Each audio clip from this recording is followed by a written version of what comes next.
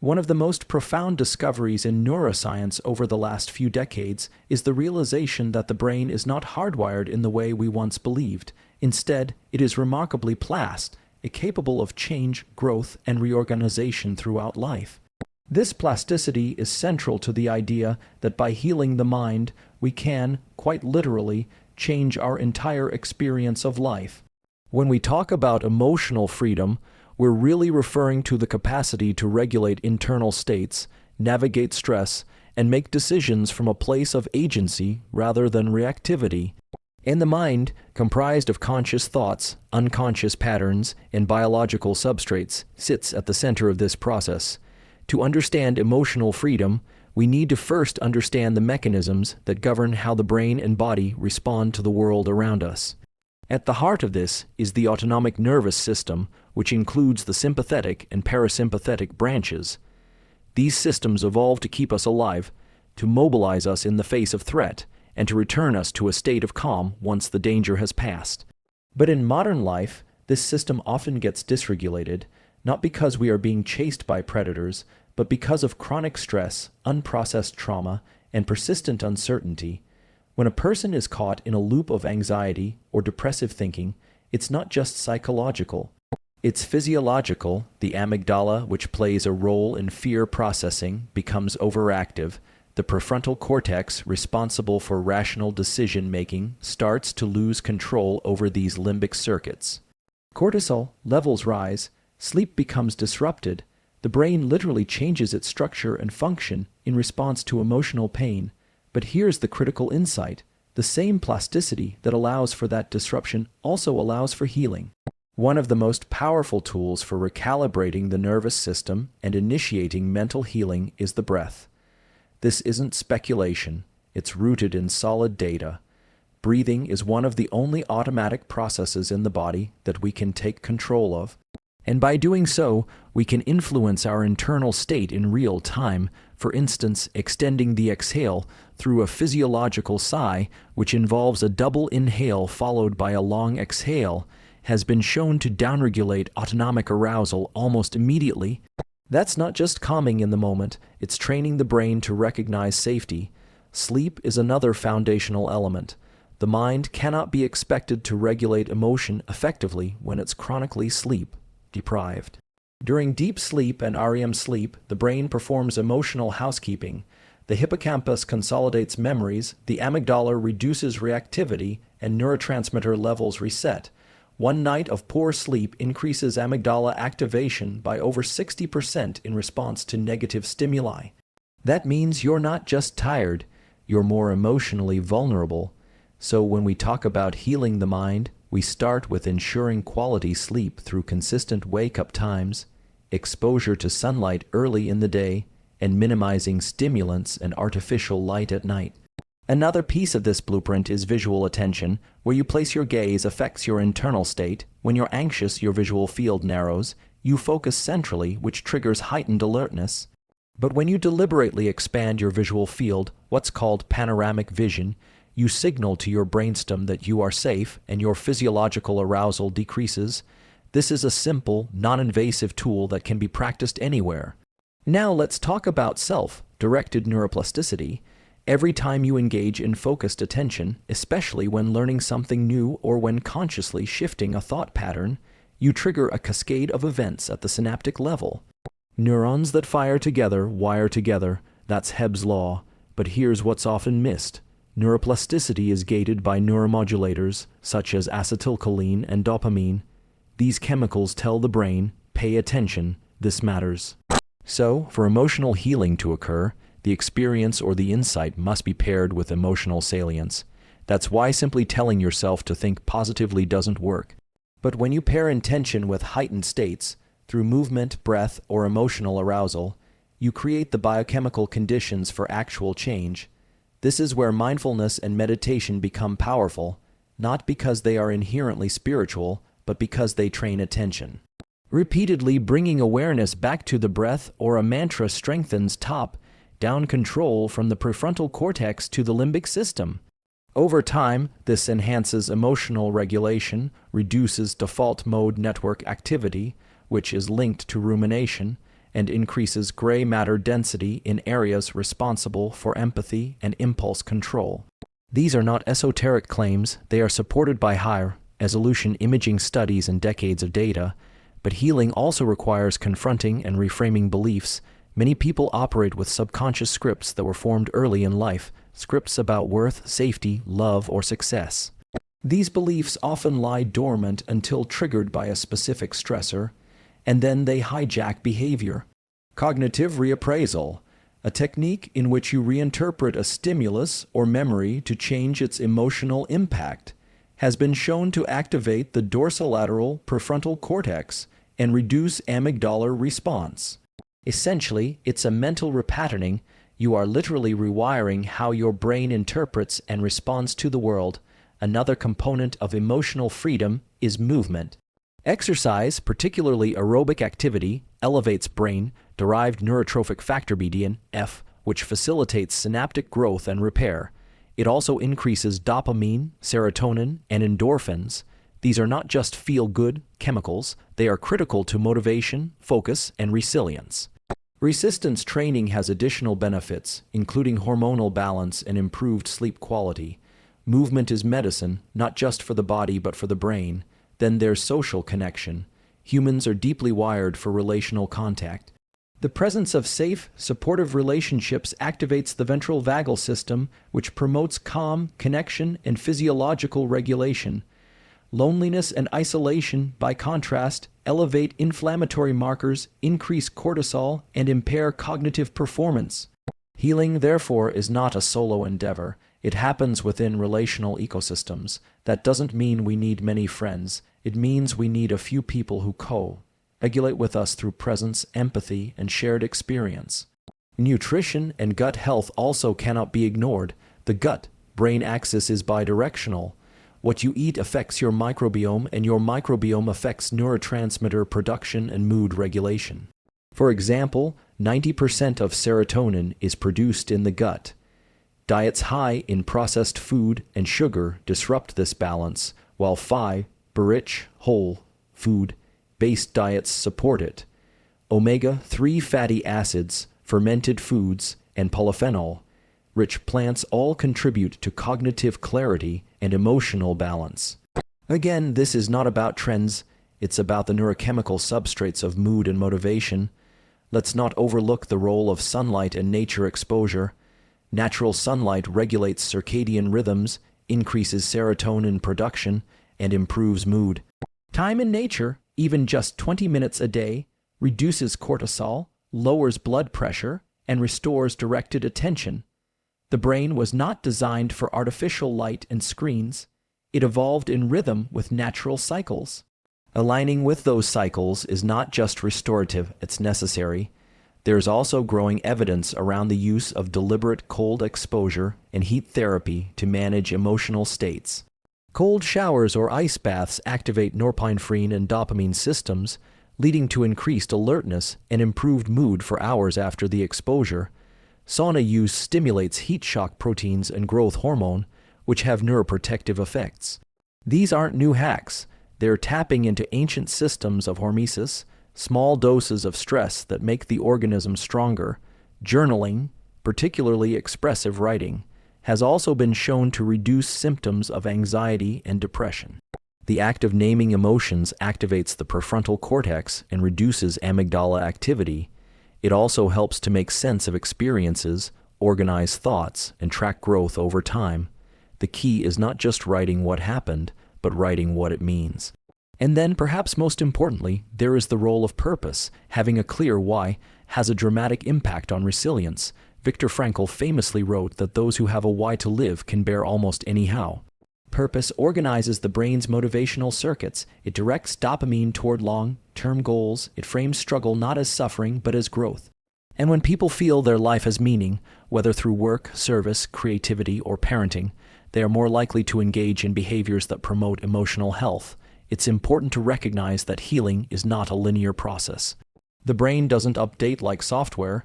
It adapts through experience, through repetition, and through feedback. There will be setbacks. But with each deliberate action, each time you regulate your breath, shift your perspective, move your body, or reframe a thought, You are signaling to the nervous system that change is possible, that safety is possible, that agency is possible. This is the real blueprint. It's not about waiting for peace to arrive. It's about building a mind that generates it. Healing the mind isn't abstract. It's biological, it's behavioral, and it's repeatable.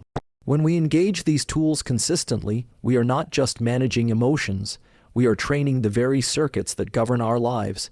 We now know that you are not doomed by your past, your genes, or your environment. The brain is dynamic, the nervous system is adaptive, and the mind is trainable. Emotional freedom is not a gift, it's a process, and it starts with the decision to step into that process, one moment, one breath, one day at a time. The process of rewiring the mind for emotional freedom also involves understanding the interplay between attention, perception, and meaning. The brain constructs reality not as a direct reflection of the world, but as an interpretation filtered through past experiences, beliefs, and attentional biases. If someone has been conditioned to look for threat or rejection, their brain will amplify cues that confirm those expectations. This isn't delusion, it's predictive processing. The brain is constantly forecasting what will happen next and updating based on incoming information. Emotional healing requires that we challenge these predictions, offer new inputs, and over time, force a recalibration of the internal model of the world. This means becoming conscious of automatic thought loops. These loops often run beneath awareness, but they influence mood, behavior, and even physiology. Cognitive behavioral approaches are built on the idea that thoughts, emotions, and behaviors are interconnected. By identifying distorted thought patterns, like catastrophizing, blackhand, white thinking, or personalization, we can begin to dispute them and replace them with more balanced, reality-based alternatives. Doing this repeatedly rewires neural circuits, reinforcing healthier internal dialogue, but awareness alone isn't enough. It must be coupled with deliberate behavior change. This is where the concept of behavioral activation comes into play. When individuals are feeling emotionally stuck or depressed, motivation typically decreases. The common mistake is waiting to feel motivated before taking action. But the neurobiological truth is that action precedes motivation. Small, manageable steps, getting out of bed, taking a walk, preparing a meal, send signals to the brain that life is worth engaging in. Dopamine release is often tied to effort, not just reward. That means by doing something difficult, even slightly, we prime the brain to feel better afterward. The role of consistency in this process cannot be overstated. The nervous system craves predictability, especially when recovering from trauma or chronic stress. Creating routines, stable morning rituals, regular movement, predictable sleep schedules, provides a sense of control and reduces cognitive load. When the brain knows what to expect, it doesn't have to remain in a heightened state of vigilance. That frees up energy for higher-order functions like creativity, connection, and long-term planning. Another central element in emotional healing is the cultivation of interoception, the ability to sense internal body states. This is distinct from emotions or thoughts. Interoception allows a person to recognize, for instance, that their heart is racing or that their stomach feels tight. Training this awareness through practices like body scans, slow breathing, or somatic tracking helps integrate the body and mind. Research has shown that improved interoceptive awareness correlates with better emotional regulation and lower levels of anxiety. The body is not just a vehicle for the mind, it's a vital feedback system. We also need to consider the role of identity in the healing process. How we view ourselves, our self concept, sets the boundary of what we believe is possible. If someone sees themselves as broken, weak, or incapable of change, their nervous system will align with that narrative. But identity is not fixed. It can be updated through experience and self-reflection. One way to initiate that shift is through behavior that contradicts the old identity. If a person sees themselves as someone who always gives up, and they persist through a small challenge, they generate cognitive dissonance. That dissonance, over time, forces the identity to adapt. So the goal isn't to believe in the new identity from the start. It's to act in a way that gives the brain no choice but to revise its story. This is why micro wins matter. They generate momentum. The brain encodes wins, especially unexpected ones, with a spike of dopamine, which reinforces the behavior that led to the reward. It's a feedback loop that drives motivation. Importantly, these wins don't have to be huge. Getting out of bed on a hard day, finishing a workout, choosing a healthy meal. Each one is a signal to the brain that you are in control, that you are capable. That self-efficacy builds over time until emotional resilience becomes not just a state, but a trait. Another key variable is emotional granularity, the ability to differentiate between similar emotions. Instead of just saying, "I feel bad," a person learns to distinguish between sadness, guilt, shame, disappointment, or fatigue. High emotional granularity is linked to better coping strategies, less impulsive behavior, and improved mental health outcomes. The more precisely you can label an emotion, the more effectively you can regulate it. This skill can be trained simply by pausing when overwhelmed and asking, "What exactly am I feeling? What is the intensity? Where is it in my body? What might be causing it?" Let's also address the importance of meaning-making in the aftermath of emotional injury. When someone experiences loss, betrayal, or trauma, the brain seeks to make sense of the event. If no coherent narrative is formed, the experience often remains unintegrated, haunting the person through flashbacks, avoidance, or emotional numbness. But when a person can frame the experience within a broader story of growth, strength, or survival, it changes the way the brain encodes the memory. It moves from limbic reactivity to cortical processing. This isn't about denying the pain. It's about placing it within a framework that empowers rather than debilitates. Spirituality or philosophical inquiry can assist here, not necessarily in the religious sense, but in the existential one. Asking deeper questions about one's purpose, values, and place in the world can provide psychological scaffolding during moments of crisis. This sense of transcendence, whether through awe, service, or connection to something larger than the self, can buffer against the destabilizing effects of adversity. Neurologically, experiences of awe or reverence activate networks associated with empathy, prosocial behavior, and reduced self-focus. Another underappreciated but powerful tool is laughter. The act of laughing, even when forced, releases a cascade of neurochemicals including endorphins and oxytocin. Laughter reduces stress hormone levels and increases pain tolerance. Social laughter, in particular, promotes bonding and co-regulation. It's a form of emotional release that rebalances the nervous system and restores perspective. Play and humor, though often sidelined in adult life, are central to emotional adaptability. Creative expression also facilitates healing. Whether through art, music, dance, or writing, creative activities engage both hemispheres of the brain, integrating logic and emotion. Creativity allows for safe projection of internal states, for experimentation without judgment, and for symbolic resolution of conflict. Studies have shown that even short-term creative practices improve mood, increase immune function, and activate reward pathways. This is because the act of creating gives the brain a sense of agency, of bringing something new into the world, even when internal chaos exists. Forgiveness of others, and perhaps more importantly, of self, is another mechanism of release. Holding on to resentment or self-condemnation keeps the brain in a stress loop. Forgiveness doesn't mean condoning harmful behavior. It means severing the tether between you and the emotional charge of that event. It requires courage, not weakness. Neuroimaging studies show that forgiveness reduces activity in the anterior cingulate cortex and insula, areas linked to pain and empathy, and increases activity in the prefrontal cortex, which governs future-oriented thinking. It is a neurologically measurable shift. Boundaries, both emotional and practical, are essential to maintaining psychological integrity. Without boundaries, the brain is constantly scanning for cues of threat or violation. Setting boundaries is a skill that requires clarity, repetition, and consistency.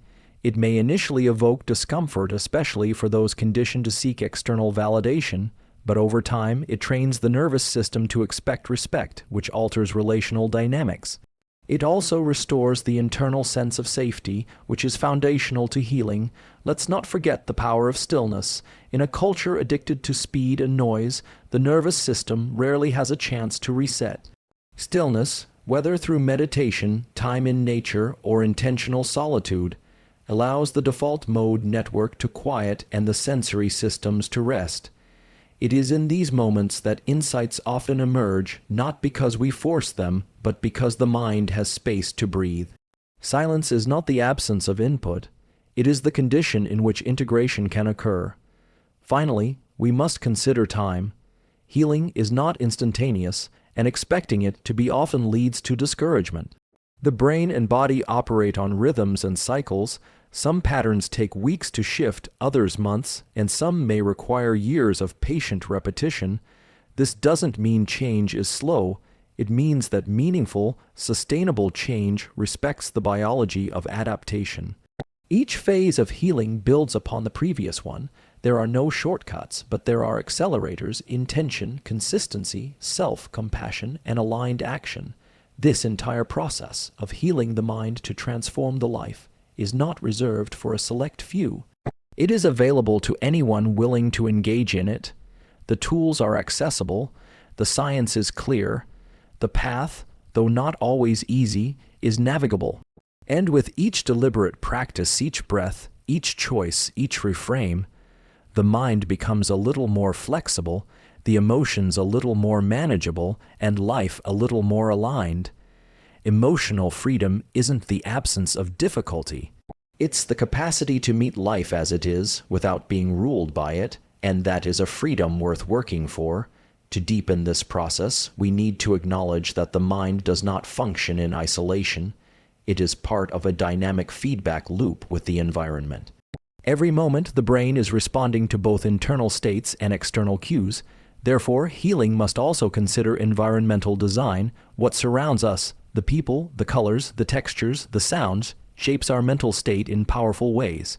A cluttered, chaotic space sends danger signals to the brain, while order, nature, and beauty soothe it. This isn't abstract. Studies show that environments with natural elements like sunlight, greenery, and open space reduce cortisol, lower heart rate, and boost cognitive function. Changing your physical space, even slightly, can change your psychological space. This also applies to the social environment. The people we allow into our lives influence our neurobiology. Supportive, emotionally attuned relationships activate the ventral vagal system, part of the parasympathetic nervous system responsible for feelings of safety and connection. Conversely, toxic relationships trigger fight or flight or freeze responses, even if the threat isn't physical. Emotional healing sometimes means walking away from people who refuse to evolve. It can also mean leaning into difficult but necessary conversations to rebuild trust. Either way, healing requires relational clarity. But equally critical is the relationship we have with ourselves. Self-talk is one of the most powerful forces in mental health. It is the narrative loop that either sustains old wounds or facilitates new growth. The language we use internally is not just symbolic. It directly influences brain activity. Harsh self-criticism activates the same brain areas as physical pain.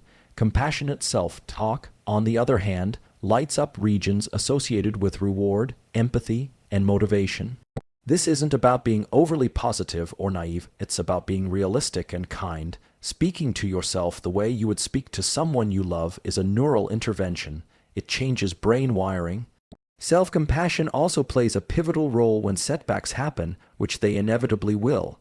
Emotional healing is not linear. There will be relapses into old patterns, moments of overwhelm, days when nothing seems to work. The key is not to avoid these moments, but to respond to them with curiosity instead of judgment. What triggered this response? What need is going unmet? What pattern is being replayed? When we bring awareness without condemnation, we learn. And every time we learn, the brain forms new synaptic connections that make future responses more adaptive. In this context, journaling can be a valuable practice. Writing allows the prefrontal cortex to engage with emotional content in a structured way, creating order out of chaos. It's not about recording every detail, but about processing experience. Journaling about emotionally charged events helps reduce limbic system reactivity, increases insight, and clarifies patterns. Over time, these written reflections become evidence of growth, proof that change is happening even when it feels slow.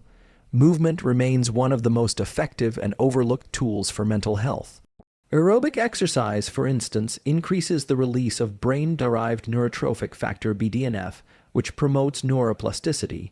Resistance training helps regulate hormones like testosterone and growth hormone, which influence energy, mood, and resilience.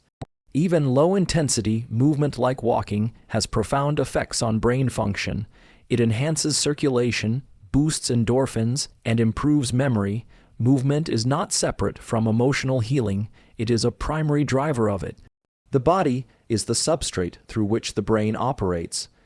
When we move with intention, we train the entire nervous system to adapt and regulate. In addition to movement, rhythm and repetition play a role in healing. The brain is rhythmic by nature. It responds to predictable patterns. This is why music can shift mood so rapidly.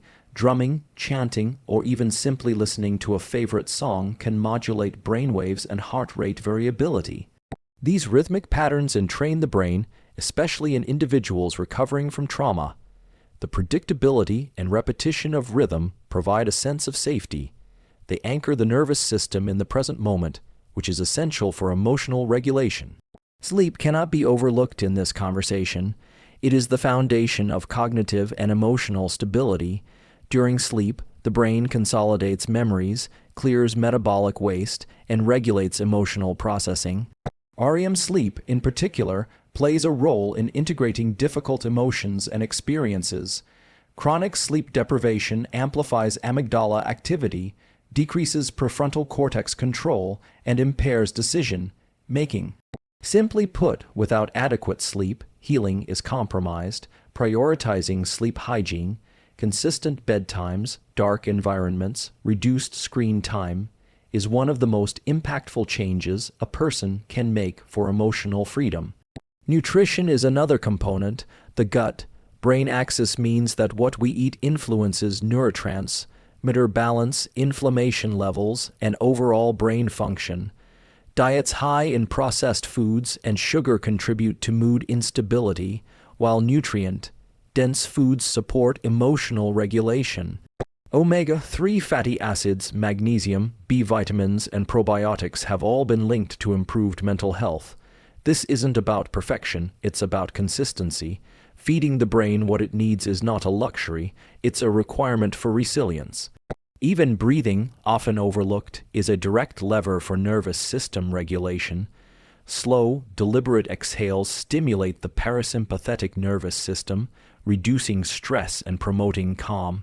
Techniques like box breathing or resonance breathing 5-second inhale 5-second exhale can shift brain states in minutes.